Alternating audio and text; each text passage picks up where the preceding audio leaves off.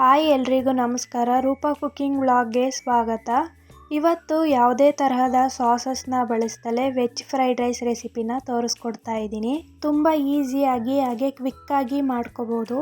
ಬನ್ನಿ ಹೇಗೆ ಮಾಡೋದು ನೋಡೋಣ. ಹಾಗೆ ಇನ್ನೂ ಯಾರು ನನ್ನ ಚಾನಲ್ನ ಸಬ್ಸ್ಕ್ರೈಬ್ ಮಾಡ್ಕೊಂಡಿಲ್ಲ ಸಬ್ಸ್ಕ್ರೈಬ್ ಮಾಡ್ಕೊಳ್ಳಿ. ಪಕ್ಕದಲ್ಲಿರುವಂತಹ ಬೆಲ್ ಬಟನ್ನು ಕ್ಲಿಕ್ ಮಾಡಿ. ಫ್ರೈಡ್ ರೈಸ್ ಮಾಡ್ಕೊಳ್ಳೋಕ್ಕೆ ಮೊದಲು ಒಂದು ಬಾಣಲಿನ ಕಾಯಕ್ಕೆ ಇಟ್ಕೊಂಡು 4 ಸ್ಪೂನ್ ಆಗುವಷ್ಟು ಎಣ್ಣೆನ ಹಾಕ್ಕೊಂಡಿದ್ದೀನಿ. ಎಣ್ಣೆ ಚೆನ್ನಾಗಿ ಕಾಯ್ದ ಮೇಲೆ ಒಂದು ಈರುಳ್ಳಿನ ಸೇರಿಸ್ಕೋಬೇಕು. ಈರುಳ್ಳಿನ 1 ನಿಮಿಷ ಫ್ರೈ ಮಾಡಿಕೊಂಡ್ರೆ ಸಾಕು. ತರಕಾರಿ ಆಗ್ಬೋದು ಅಥವಾ ಈರುಳ್ಳಿ ಆಗ್ಬೋದು, ಜಾಸ್ತಿ ಫ್ರೈ ಮಾಡ್ಕೋಬಾರ್ದು ಈ ಒಂದು ಫ್ರೈಡ್ ರೈಸಿಗೆ. ಈರುಳ್ಳಿನ 1 ನಿಮಿಷ ಫ್ರೈ ಮಾಡ್ಕೊಂಡಿದ್ದೀನಿ, ಇಷ್ಟಾದರೆ ಸಾಕು. ಇವಾಗ ನಾನು ಗ್ರೀನ್ ಚಟ್ನಿನ ಸೇರಿಸ್ಕೋತಾ ಇದ್ದೀನಿ. ಹಸಿರು ಮೆಣಸಿನ್ಕಾಯಿ, ಶುಂಠಿ, ಬೆಳ್ಳುಳ್ಳಿನ ರುಬ್ಬಿಬಿಟ್ಟು ಸೇರಿಸ್ಕೋತಾ ಇದ್ದೀನಿ. ನೀವು ಬೇಕಿದ್ದರೆ ಮೆಣಸಿನ್ಕಾಯಿನ 2 ಕಟ್ ಮಾಡಿನೂ ಸೇರಿಸ್ಕೋಬೋದು, ಆಮೇಲೆ ಶುಂಠಿ ಬೆಳ್ಳುಳ್ಳಿ ಪೇಸ್ಟ್ನ ಸೇರಿಸ್ಕೋಬೋದು. ಆದರೆ ನಾನು ಎಲ್ಲದನ್ನು ರುಬ್ಕೊಂಡು ಸೇರಿಸ್ಕೊಂಡಿದ್ದೀನಿ. ಹಸಿ ವಾಸನೆ ಹೋಗೋವರೆಗೂ ಫ್ರೈ ಮಾಡ್ಕೋಬೇಕು. ಫ್ರೈ ಮಾಡ್ಕೊಂಡಾದಮೇಲೆ ತರಕಾರಿನ ಸೇರಿಸ್ಕೋಬೇಕು. ಇವಾಗ ಹಸಿ ವಾಸನೆ ಎಲ್ಲ ಹೋಗಿದೆ. ಇವಾಗ ತರಕಾರಿನ ಸೇರಿಸ್ಕೋತಾ ಇದ್ದೀನಿ. 1 ಕಪ್ ಆಗುವಷ್ಟು ಸಣ್ಣದಾಗಿ ಹೆಚ್ಚಿಟ್ಕೊಂಡಿರೋ ಬೀನ್ಸು, ಹಾಗೆ 1 ಕಪ್ ಆಗುವಷ್ಟು ಉದ್ದುದ್ದಕ್ಕೆ ಹೆಚ್ಚಿಟ್ಕೊಂಡಿರೋ ಕ್ಯಾರೆಟ್ನ ಸೇರಿಸ್ಕೊಂಡಿದ್ದೀನಿ. ಇವೆರಡು ತರಕಾರಿನ ಮೊದಲು ನಾವು 1-2 ನಿಮಿಷ ಆಗುವಷ್ಟು ಫ್ರೈ ಮಾಡ್ಕೋಬೇಕು. ಆಮೇಲೆ ಉಳಿದಿರೋ ಅಂತಹ ತರಕಾರಿನ ಸೇರಿಸ್ಕೋಬೇಕು. ಯಾಕಂದರೆ ಬೇರೆ ತರಕಾರಿಗಿಂತ ಬೀನ್ಸ್ ಮತ್ತು ಕ್ಯಾರೆಟು ಬೇಗ ಫ್ರೈ ಆಗಲ್ಲ.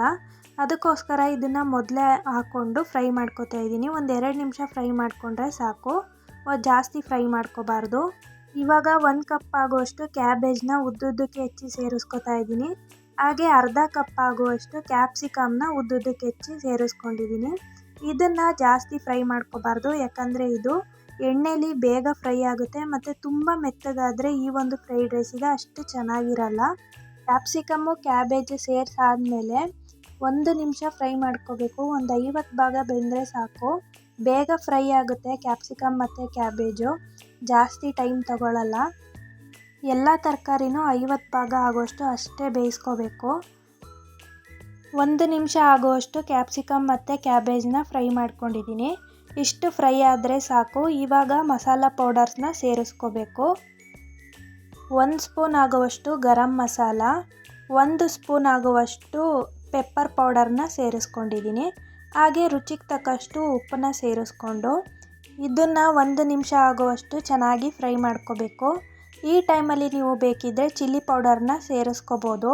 ಆದರೆ ನಾನು ಮೆಣಸಿನ್ಕಾಯಿ ಪೇಸ್ಟ್ ಸೇರಿಸಿರೋದ್ರಿಂದ ಚಿಲ್ಲಿ ಪೌಡರ್ನ ಸೇರಿಸ್ಕೊಂಡಿಲ್ಲ. ಸ್ವಲ್ಪ ಖಾರ ಜಾಸ್ತಿ ತಿನ್ನೋರಾದರೆ ಈ ಟೈಮಲ್ಲಿ ಅರ್ಧ ಸ್ಪೂನ್ ಆಗೋಷ್ಟು ಚಿಲ್ಲಿ ಪೌಡರ್ನ ಸೇರಿಸ್ಕೋಬೋದು. ಖಾರ ಹದವಾಗಿರುತ್ತೆ. ಮಕ್ಕಳೇನಾದರೂ ಇದ್ದರೆ ಇಷ್ಟು ಮಸಾಲೆ ಸೇರಿಸಿದ್ರೆ ಸಾಕು. ದೊಡ್ಡವರಿದ್ದರೆ ಸ್ವಲ್ಪ ಖಾರ ಜಾಸ್ತಿ ತಿನ್ನೋರಾದರೆ ಸ್ವಲ್ಪ ಚಿಲ್ಲಿ ಪೌಡರ್ನ ಸೇರಿಸ್ಕೊಳ್ಳಿ. ಇವಾಗ ನಾನು 1 ನಿಮಿಷ ಆಗೋಷ್ಟು ಮಸಾಲೆನ ಸೇರಿಸಾದ್ಮೇಲೆ ಫ್ರೈ ಮಾಡ್ಕೊಂಡಿದ್ದೀನಿ. ಇಷ್ಟು ಫ್ರೈ ಆದರೆ ಸಾಕು. ಇವಾಗ ನಾವು ಅನ್ನನ ಸೇರಿಸ್ಕೋಬೇಕು. ಈ ಟೈಮಲ್ಲಿ ಅನ್ನನ ಸೇರಿಸ್ಕೋತಾ ಇದ್ದೀನಿ. ಅನ್ನನ ಮೊದಲೇ ನಾನು ಉದ್ದುದ್ರಾಗಿ ಬೇಯಿಸಿಟ್ಕೊಂಡಿದ್ದೆ, ಮತ್ತು ಅನ್ನನ ಆದಷ್ಟು ಆರಿದ ಮೇಲೆ ಹಾಕಿ, ಆವಾಗ ತುಂಬ ಚೆನ್ನಾಗಿ ಬರುತ್ತೆ ಫ್ರೈಡ್ ರೈಸಿಗೆ. ಬಿಸಿ ಇದ್ದಾಗಲೇ ಅನ್ನ ಹಾಕ್ಕೊಂಡ್ರೆ ಸ್ವಲ್ಪ ಮೆತ್ತಗಾಗುತ್ತೆ, ಅಷ್ಟು ಚೆನ್ನಾಗಿ ಅನಿಸಲ್ಲ. ನಾನಿಲ್ಲಿ ಜೀರಾ ರೈಸ್ನ ತೊಗೊಂಡಿದ್ದೀನಿ. ನೀವು ಬೇಕಾದರೆ ಮನೇಲಿ ಯಾವ ರೈಸ್ ಇದೆ ಅದರಲ್ಲಿ ಮಾಡ್ಕೋಬೋದು. ಮಸಾಲೆ ತರಕಾರಿ ಎಲ್ಲ ಚೆನ್ನಾಗಿ ಮಿಕ್ಸ್ ಆಗೋವರೆಗೂ ಚೆನ್ನಾಗಿ ಮಿಕ್ಸ್ ಮಾಡ್ಕೋಬೇಕಾಗುತ್ತೆ. ಇಷ್ಟಪಡೋರಾದರೆ ಈ ಟೈಮಲ್ಲಿ 1 ಸ್ಪೂನ್ ಆಗೋಷ್ಟು ಸೋಯಾ ಸಾಸ್ನ ಹಾಕೋಬೋದು. ಇಲ್ಲಿ ನಾನು ಯಾವುದೇ ತರಹದ ಸಾಸಸ್ನ ಬಳಸ್ದಲೇ ಫ್ರೈಡ್ ರೈಸ್ ಮಾಡ್ಕೋತಾ ಇದ್ದೀನಿ. ತುಂಬ ಸಿಂಪಲ್ಲಾಗಿ ಹಾಗೆ ತುಂಬ ರುಚಿಯಾಗಿ ಚೆನ್ನಾಗಿರುತ್ತೆ. ಇಷ್ಟಪಡೋರಾದರೆ ಅರ್ಧ ಸ್ಪೂನ್ ಇಲ್ಲ 1 ಸ್ಪೂನ್ ಆಗೋಷ್ಟು ಸೋಯಾ ಸಾಸ್ನ ಹಾಕ್ಕೊಳ್ಳಿ. ಆದಷ್ಟು ಮಸಾಲೆ ಮತ್ತು ತರಕಾರಿ ಎಲ್ಲ ಚೆನ್ನಾಗಿ ಮಿಕ್ಸ್ ಆಗಂಗೆ ಅನ್ನನ ಮಿಕ್ಸ್ ಮಾಡ್ಕೋಬೇಕು. ಅನ್ನ ಹಾಕಿದ್ಮೇಲೆ 1-2 ನಿಮಿಷ ಮಿಕ್ಸ್ ಮಾಡಿಕೊಂಡ್ರೆ ಸಾಕು.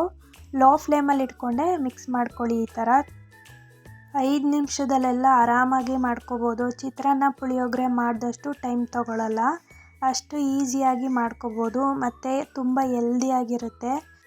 ನೋಡಿ ಇಲ್ಲಿ ತೋರಿಸ್ತಾ ಇದ್ದೀನಿ. ಇವಾಗ ನಾನೆಲ್ಲ ಮಿಕ್ಸ್ ಮಾಡ್ಕೊಂಡಾದಮೇಲೆ ತೋರಿಸ್ತಾ ಇದ್ದೀನಿ ನೋಡಿ, ತುಂಬ ಚೆನ್ನಾಗಿ ರೆಡಿಯಾಗಿದೆ. ಲಾಸ್ಟಲ್ಲಿ ಗ್ಯಾಸ್ನ ಆಫ್ ಮಾಡಿಕೊಂಡು ಲಾಸ್ಟಲ್ಲಿ ಸ್ವಲ್ಪ ಕೊತ್ತಂಬರಿ ಸೊಪ್ಪನ್ನ ಸೇರಿಸ್ಕೊಂಡ್ರೆ ವೆಜ್ ಫ್ರೈಡ್ ರೈಸ್ ರೆಡಿ ಆಗುತ್ತೆ. ತುಂಬ ರುಚಿಯಾಗಿರುತ್ತೆ.